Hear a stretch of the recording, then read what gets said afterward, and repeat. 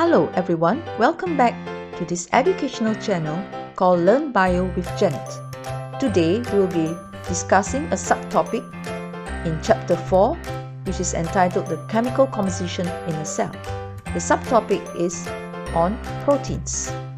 This video can be used by both Form 4 and Form 5 students.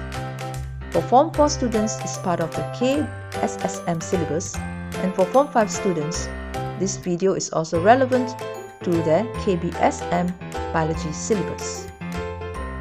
In this subtopic, we will be discussing the characteristics of proteins and the formation and breakdown of proteins. We will also look at the food sources of proteins. Let us begin.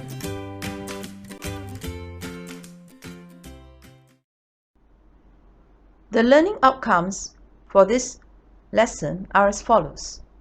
After this lesson, we should be able to list the elements of proteins.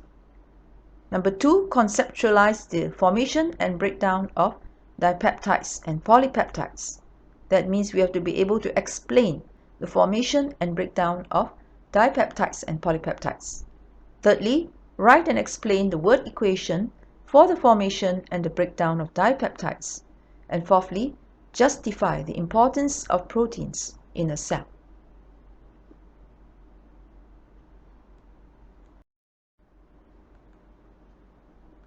Now, every day, most of us will eat some form of protein, as protein is needed for a balanced diet in order to maintain good health. So generally, protein is used to build new cells for growth and to replace the dead cells. And we usually get protein from foods like cheese, milk, fish, chicken, eggs, nuts, beans, meat. Okay? So what are the elements that are found in proteins? Proteins are complex organic compounds which are composed of 4 main elements: carbon, hydrogen, oxygen, and nitrogen. In short, CHON or CHON.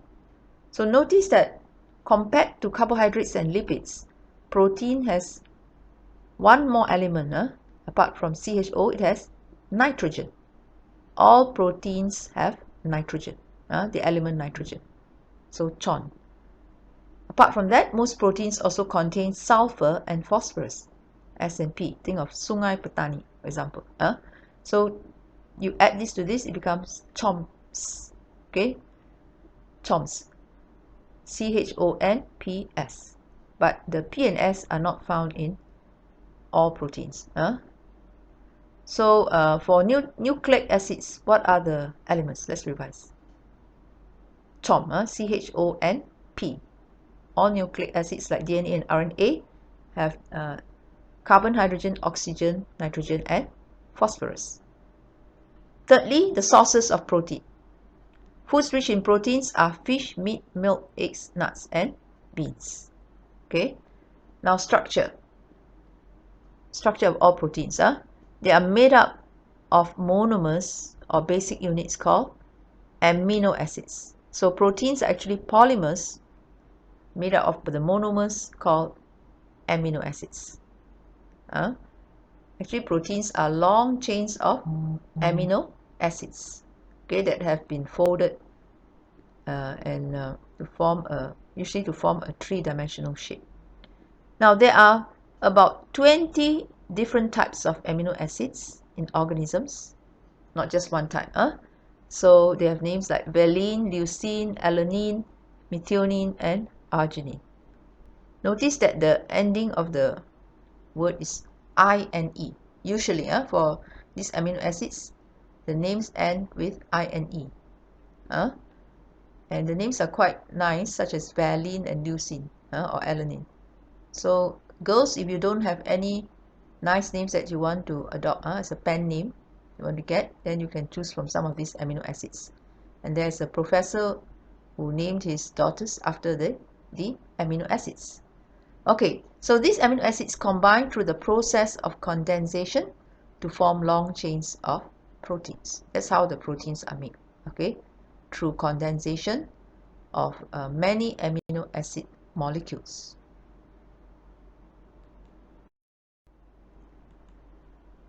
Proteins are an important part of the diet of humans. So let's identify the food sources of proteins. Proteins that come from animals are, for example, eggs, fish, chicken, meat, dairy products like cheese and milk. And those from plant sources are, for example, nuts and seeds, and also beans, for example, soya bean, long beans, French beans, and products like bean curd or soya bean milk. Let's discuss briefly the structure of one amino acid molecule, which is the basic unit of proteins. So in an amino acid molecule, there is a carbon in the center that is bonded to an amino group on one side. Amino group has the formula NH2. It has a nitrogen atom here. Okay, that's why it's called amino group. And on the other side of the carbon atom, we have the carboxyl group that is commonly found in the carboxylic acids. Okay, so it's like a group that's related to the acids. That's how we get the name amino acid. Okay, amino from this side and acid this side. Now, R group is a side chain that differs between the 20 amino acids. It can be long or short, and it contains mainly the hydrogen, carbon, and oxygen atoms, but may have sulfur and nitrogen atoms too here. Okay, it's R group. So this is the part that differs between the 20 existing amino acids. Okay. Now let's talk about the formation of dipeptides. Okay, so now you're going to learn a few terms related to the stages of formation of proteins.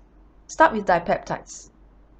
When two molecules of amino acids combine together through condensation, a dipeptide is formed.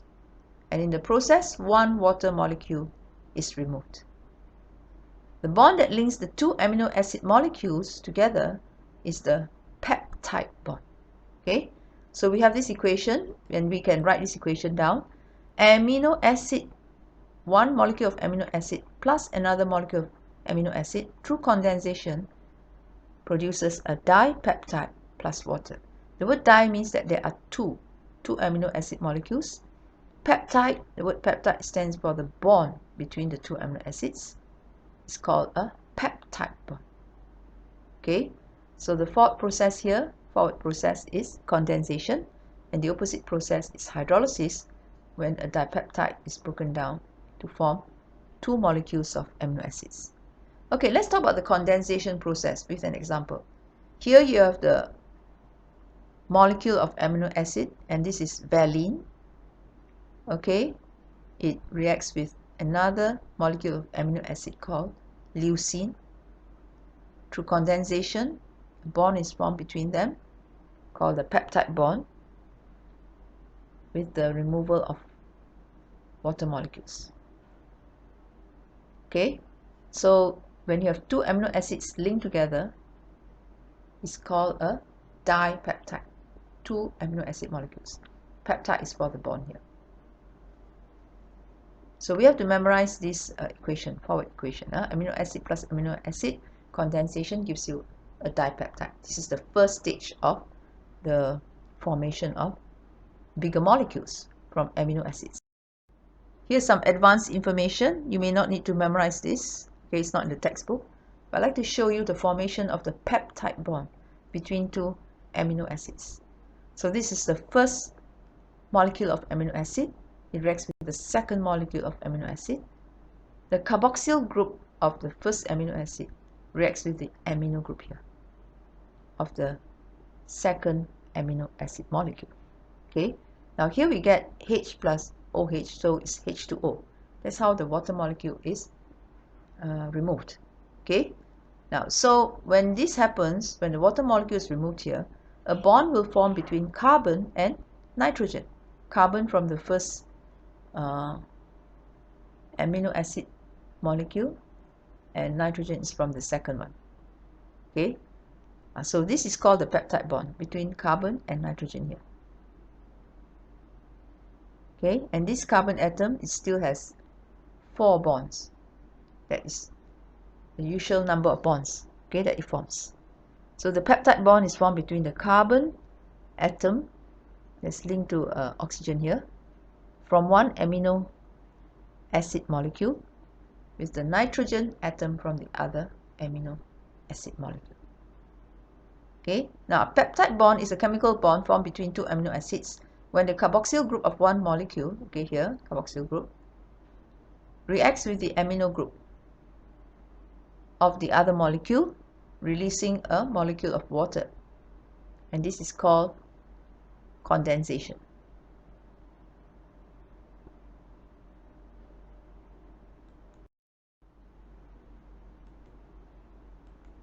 Now let's explain the formation of polypeptides. Okay, so this is also part of the learning outcome. Now we already talked about the formation of a dipeptide. Okay, now further condensation reactions can link more and more amino acids together to form the peptides. Peptides are the structures or molecules that have 2 to 40 plus amino acids, and then a longer polypeptide chain with 50 to thousands of amino acids. So polypeptide forms a longer chain than the peptides with more molecules of amino acids. So a polypeptide can consist of 50 to thousands of amino acid molecules, which are the monomers. Furthermore, the polypeptides have different combinations of the 20 types of amino acids. So the sequences of amino acids are also very specific. Okay, so the amino acids must be arranged in the right sequence in the formation of the polypeptides. Their sequence. If not, the protein form may not function well and may cause problems and genetic diseases, okay, in the person. So D, a protein molecule consists of one or several long chains of polypeptides which are folded into a fixed structure or shape. So what's the difference between polypeptides and proteins? Proteins can consist of one or more polypeptide chains, and usually there's folding. So a polypeptide chain may just be a single long chain, okay, but for proteins they are folded into a fixed structure or shape. Could be a 3-dimensional shape, for example.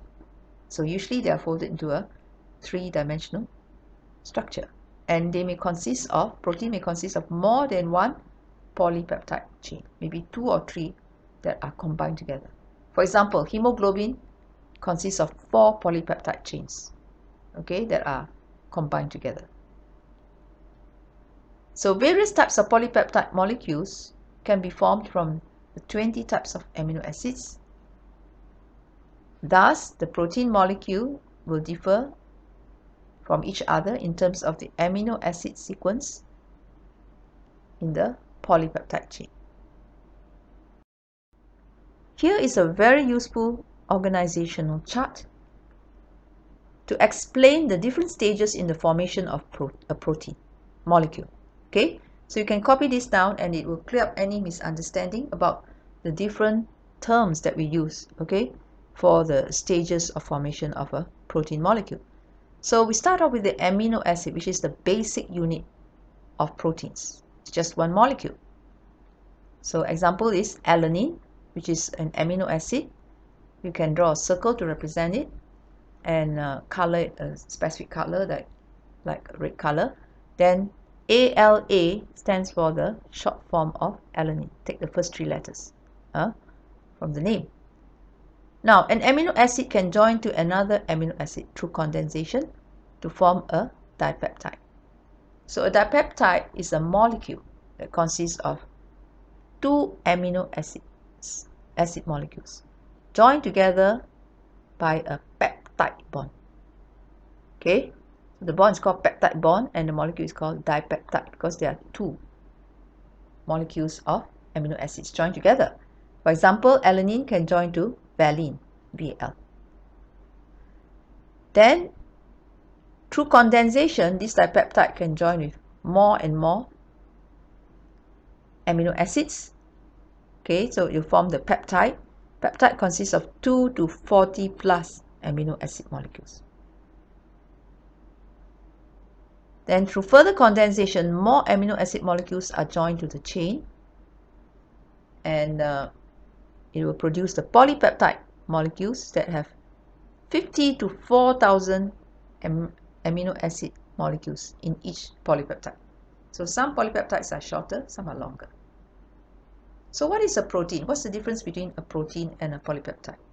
A protein consists of one or more polypeptide chains, and normally there's some folding and other structural differences between the proteins and the polypeptide. Polypeptide is just like a chain of amino acid molecules. Okay, proteins may have a combination of 2 polypeptide chains. It may be 1 or 2 or 4. Like haemoglobin has 4 polypeptide chains,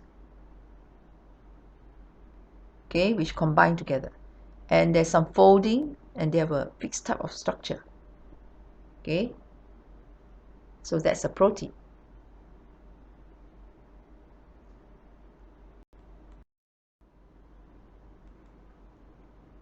Let's look at another learning outcome. Explain the breakdown of dipeptides and polypeptides. We've already discussed the formation of dipeptides and polypeptides. Here you have to explain the breakdown. So these types of questions are very common in the structured question section. Okay, so take note of it, how to answer. Alright, breakdown of dipeptides. What's the opposite of condensation? Hydrolysis. So it involves hydrolysis.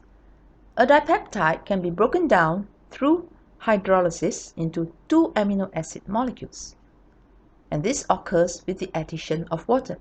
So hydrolysis is just like the reverse process of condensation.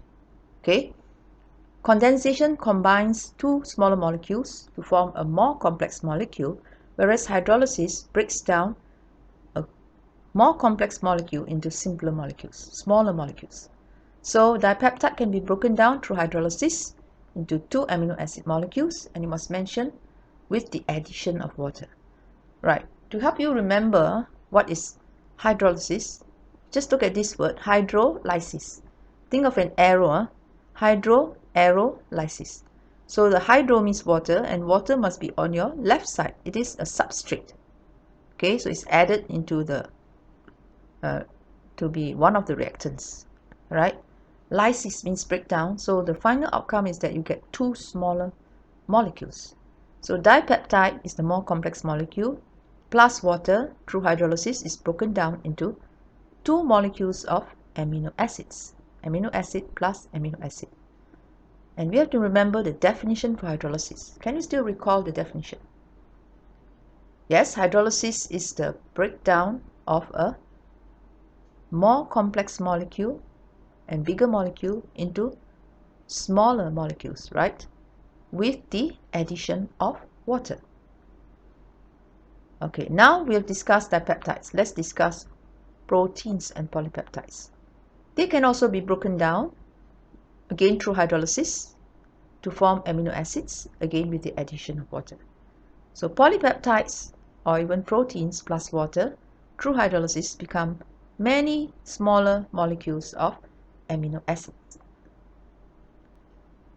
Right, this breakdown process can take place in the human body, where digestive enzymes like pepsin break down the protein in the food that we eat, such as the fish and the meat and the eggs that we eat, through hydrolysis into amino acids. Then these amino acids can be absorbed into the body and used by the body to synthesize the body's own proteins like enzymes, antibodies, haemoglobin, and so forth. Okay, so hydrolysis occurs in the human body, especially in the stomach when protein is digested, and also in the small intestine. Okay, and the digestive enzymes carry out hydrolysis or catalyze the reaction called hydrolysis. Finally, let's discuss the importance of proteins in the cell, or the role or the function of proteins in the cell. This is a common question for the structured question section and also the objective questions. Okay, so do memorize the list of important functions of proteins. Basically, proteins are used to build new cells for growth and to repair the damaged tissues. Do not say repair damaged cells. Wrong. If the cell is damaged, normally it can't be repaired. But if the tissue is damaged, we can build new cells to repair the damaged tissues. Okay, so proteins are used to build new cells for growth and to repair damaged tissues, not cells. Or you can say to replace damaged cells. Replace damaged cells, accepted. B. Proteins are also used in the synthesis of many important substances such as hormones, enzymes, antibodies, and hemoglobin. So HEAH, think of here. All these substances, the here, are all made of proteins. C. Some proteins are fibrous structural proteins that provide structure, strength, and elasticity to the body, and they form the building blocks in the body. Okay, for example, if you look at a person, external appearance of a person, the skin, hair, and nails, they are all made of proteins. Okay, like keratin. Hair contains a lot of keratin as the protein used to make hair. So that's why we need to eat enough proteins to build these components of the body. And a person who lacks protein in his diet will have hair that is sparse and also that is different, is weak. The hair is sparse and thin and weak. Now, collagen is another type of protein found in bones, tendons, ligaments, and skin. Okay, collagen is the most abundant protein in the body because it is used to build so many tissues, okay, in the body, like bones, tendons, ligaments. And we have heard of collagen drinks that are sold in the market. The collagen is extracted from certain organisms and is sold to others, okay, so that people who drink that collagen can use it to have better skin, all right, with less wrinkles, because the collagen is used to build the structure of the skin, all right. So a person who has good young looking skin without wrinkles has a lot of collagen in the skin, all right. Now, myosin in muscle tissues, okay, yeah, is a structural protein too, and it also is involved in muscle contraction to help the muscles contract. Protein can also be a valuable energy source, but only when needed. Okay, our first energy source are the carbohydrates, then the lipids, and finally, if a person is starving or fasting for a long time, then the protein in his body can be used to provide energy. Okay, so this is only for certain cases when protein is used by the body as energy source. Then proteins and polypeptides in food are broken down into amino acids by digestive enzymes. So whenever we eat food that contains proteins, like fish or beans or nuts and so forth, the body will digest these proteins and polypeptides in the food into amino acids using digestive enzymes like pepsin, trypsin, and erepsin. And then these amino acids are then used again to build new protein molecules that we need, okay, that the human body needs. So we need to get the proteins from food to provide us with the amino acids. There are 20 types of them, but some can be made by the body and some cannot. Some of the amino acids can be made by the body, some cannot. So we need these 20 amino acids to build the new protein molecules such as hemoglobin. Lastly, let's discuss briefly the functions of some substances that are made of proteins, such as hormones, enzymes, antibodies, and hemoglobin.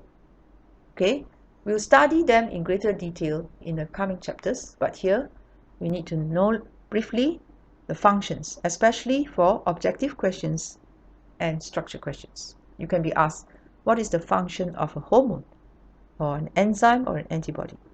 Okay, so hormones are chemical substances secreted by glands called endocrine glands, and their function is to regulate or control physiological processes, meaning processes that occur inside the body to support life, such as growth, metabolism, and reproduction. Okay, example given is insulin. For example, the growth of a teenager, okay, is regulated by a hormone called growth hormone, which is secreted by the pituitary gland in the brain. Okay, so some hormones are proteins and some are steroids. So not all hormones are proteins. Okay, now enzymes.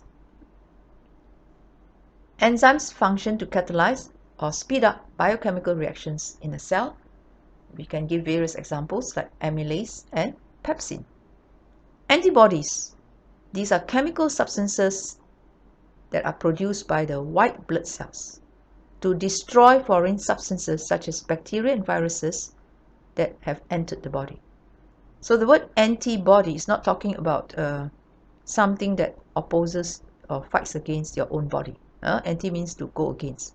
This body here, it means the cells of the bacteria, for example. The foreign bodies. Okay, the body here is talking about the foreign bodies, such as bacteria, viruses, and substances from the external environment. Okay, that may cause disease, for example. Okay, so the white blood cell will produce these antibodies to destroy the foreign substances that have entered the body. Haemoglobin is a complex protein that is found in the red blood cell, and it helps to bind to oxygen and transport the oxygen from the lungs to the cells. Okay, so that ends our lesson on proteins, and remember to share, like, and subscribe.